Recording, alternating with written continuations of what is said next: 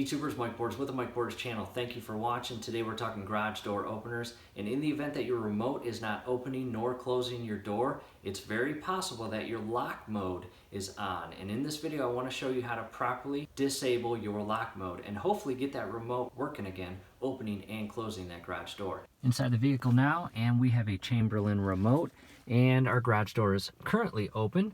Let's go ahead and click the open or close. And unfortunately nothing happens. Let's move on to the next step. Inside the garage now, and there is the wall-mounted garage door opener and closer. And we want to go to menu. And right now I'm wearing my pink gloves for awareness of the October Breast Cancer Awareness Month. And here is menu. By selecting menu, you'll notice here's the arrow. You can select down. There's the lock disabled. So in the event that I wanted it on, I would press right here to turn it on. However, I do not want it on. I want it disabled. So in the event that yours is on, you will have an off selection here and you will disable that lock.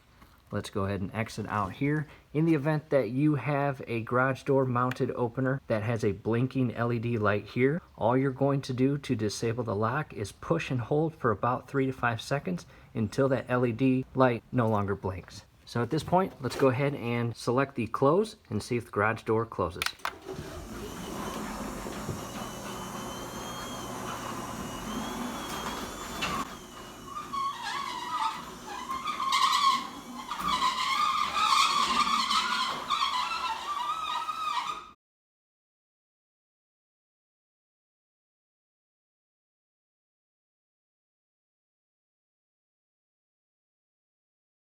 So as you can see, the lock has been fully disabled, and hopefully this helps your garage door begin working again, and your remote control inside your vehicles can now operate open and closing the garage door.